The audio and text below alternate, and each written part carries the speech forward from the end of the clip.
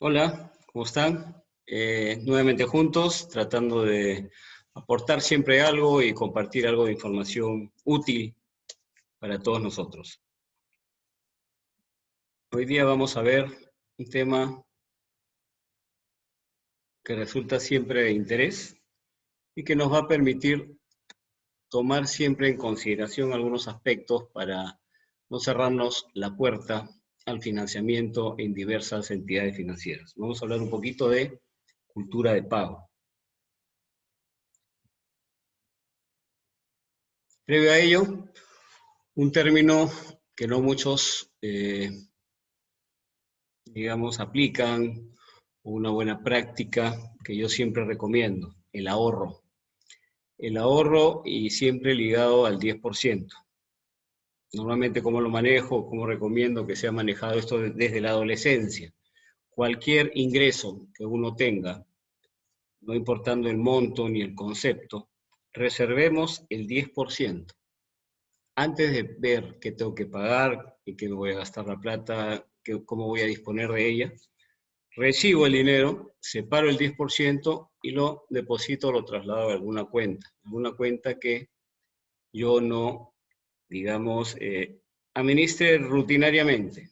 Tiene que ser una cuenta en la cual inmovilice el dinero, de modo tal que en un tiempo determinado podamos generar un colchón, una bolsa importante, de la cual podamos disponer de forma pensada, analizada y con fines ya definidos. Imagínense ustedes, ¿qué sería de nosotros si nos hubiésemos acostumbrado a ahorrar ese 10% desde que tuvimos nuestro primer trabajo? ¿Pueden sacar más o menos números lo que tendríamos? Es una práctica interesante que siempre recomiendo y que es de mucha utilidad. Hagámoslo.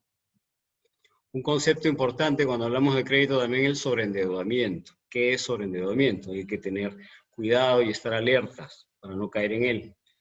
Es simplemente la diferencia que existe entre los ingresos, todo lo que yo percibo, y los egresos, todas las salidas de dinero que yo tengo por conceptos de pagos de servicios, alimentación, vestido, salud, etcétera, etcétera. Esa diferencia nunca podrá ser, digamos, en negativo, porque si estuviera en negativo, o sea, si mis egresos son mayores a mis ingresos, ya estamos hablando de sobreendeudamiento. ¿Cómo regular esto? Fácil, tratar de manejar un flujo de caja, semanal, mensual, no lo sé, dependiendo ya de ustedes, en el cual consideremos todos nuestros ingresos por un lado y todos nuestros egresos, de modo tal que ese saldo final de ingresos menos egresos sea positivo. Ese importe positivo implicará la capacidad de endeudamiento que yo tengo en la actualidad. ¿Ok? Y evitar así caer, digamos, en complicaciones financieras que a la larga lo único que nos va a hacer es perjudicarnos. Crédito. Cuando hablamos de crédito, hablamos inicialmente de un análisis que me dice qué quiero, para qué lo quiero. Yo tengo en mente sacar algo, ok, debo definir para qué es que yo necesito ese dinero. Con esto tengo que analizar y ver cuánto es el monto que yo requiero para poder cumplir con el objetivo que tengo en mente. Luego de saber cuánto, obviamente hay que comenzar a comparar, digamos, en el sistema financiero, ¿no? Las diversas entidades, cajas financieras, etcétera, y poder ver cuál es el costo del dinero, cuál es la tasa que me van a cobrar, qué tasa me cobra cada entidad, a qué plazo. Una cosa es tasa y el otro tema importante es el plazo. De modo tal que, luego de analizar esto, yo pueda revisar mi propia capacidad de pago. ¿Cuánto puedo disponer o cuánto puedo pagar mensualmente? ¿Okay? De modo tal de no caer en temas de sobreendeudamiento. ¿Qué cosa es un buen pagador? Recuerden que el ser buen pagador es nuestra puerta de entrada al sistema financiero. Si yo me mantengo como un buen pagador siempre, siempre tendré esas puertas abiertas para cualquier proyecto o incluso cualquier contingencia que podamos tener de cualquier índole. ¿Okay?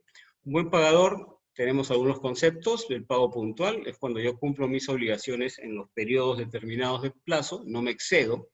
Si yo tengo un vencimiento del día 15 de todos los meses, pues yo pago En el peor de los casos, el día 15. Si puedo antes, muchísimo mejor. El prepago, ¿qué es el prepago? Es cuando yo efectúo un pago anticipado. Yo tengo una obligación a 3 años, por dar un ejemplo, y yo de repente en el mes 12 voy y digo, ¿sabes qué? Quiero hacer un prepago. O sea, voy a bajar el monto de capital de mi préstamo. ¿Ok? De modo tal que los intereses futuros también van a disminuir. Tenemos el concepto de pago adelantado. Es cuando yo voy a la entidad y digo, quiero pagar 3 cuotas adelantadas. Lo que yo estoy haciendo es anticiparme al vencimiento de estas 3 cuotas, de modo tal que mi próxima cuota venza de aquí a 4 meses. Y tenemos, por último, el pago total. El pago total que va a ser la cancelación total de la obligación en determinado momento del periodo del crédito. Cuando ya hago un pago total, aplico básicamente monto de capital, de saldo del préstamo que yo tengo adquirido. En este caso se me exonera pues los intereses futuros.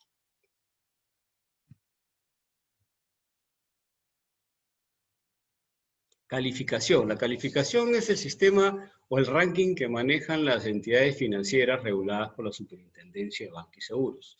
Aquí tenemos varios conceptos que va a ser importante considerar y ver nosotros dentro del cual nos encontramos, porque dependiendo de la calificación que tengamos, vamos a tener nosotros la posibilidad de adquirir un crédito a determinada tasa o quizás no ser objeto de crédito y tener que acudir a alguna entidad o entes, digamos, privados, no siempre formales, que nos pueden facilitar dinero, ¿no? Con los riesgos que ya conocemos, lo cual no es muy recomendable. Tenemos la calificación de normal, que es cuando uno está hasta 7 días en sus atrasos, en sus pagos, es algo normal, una persona normal tiene las puertas abiertas de cualquier entidad financiera. CPP o con problema potencial de 8 a 30 días, aquí ya se complica un poquito, ya estoy presentando ciertos problemas en mi orden financiero, ¿no? En el cumplimiento de mis obligaciones.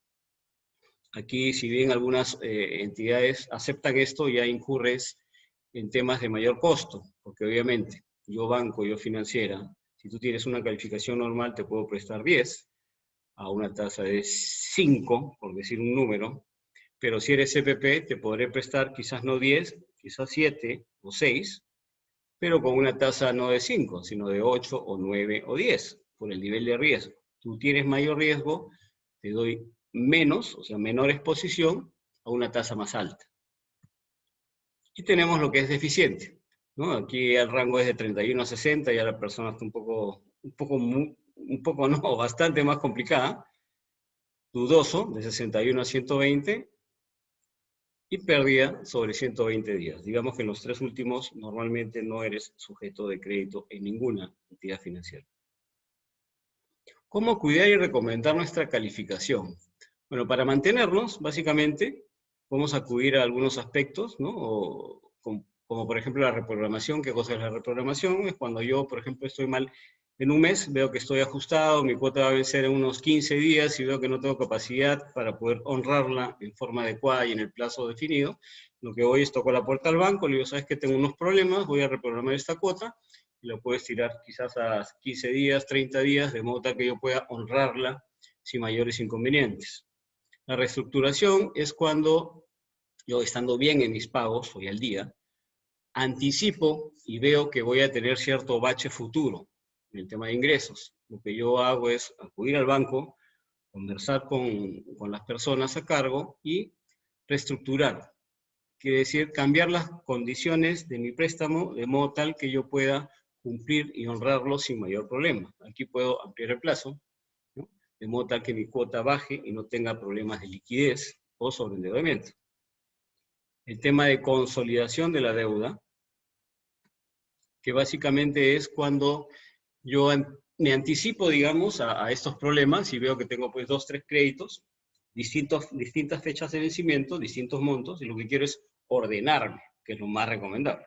¿Cómo me ordeno? Juntando todos los créditos en uno solo, de modo tal que yo lo lleve a determinado tiempo y esa cuota sea asequible a mí, o sea, yo pueda administrarla. Esa cuota tiene que ser manejable de acuerdo a mi capacidad de pago y en un plazo adecuado para que no me resulte tan caro, pero que resulte pagable. Siempre y cuando yo me mantenga con esa única obligación que ha consolidado todas las demás, voy a tener un manejo adecuado de mis finanzas.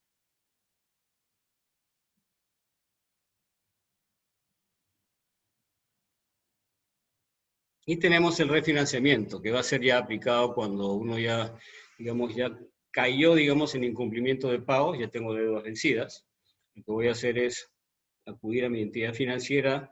Si es que ellos no me buscaron primero, voy a refinanciar. Voy a cambiar las condiciones, puede ser objeto de mayor costo por incumplimiento, pero cumpliendo y honrando ese refinanciamiento voy a tener la posibilidad de reinsertarme nuevamente después de un plazo determinado en el sistema financiero. ¿Cómo? Comienzo quizás cumpliendo primero el refinanciamiento, obviamente, y después pagando pues una tarjeta de crédito con un monto menor, que se vea que mi cumplimiento de pagos se va honrando periódicamente y después de determinado tiempo, cuando yo recupere mi calificativo de normal, podré ser objeto de crédito nuevamente.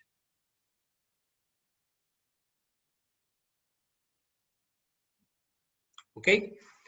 Espero que esta información, algo rápida, con conceptos generales, les sea de utilidad y podamos administrarnos mejor, sobre todo en épocas en las cuales la economía se ve muy golpeada y muchos dejamos de laborar o tenemos una disminución en nuestros ingresos y podamos manejarnos, digamos, siempre de forma adecuada para poder mantenernos como sujetos de crédito en el sistema financiero y no tener que acudir a otras entidades o otros entes que a la larga nos pueden generar problemas.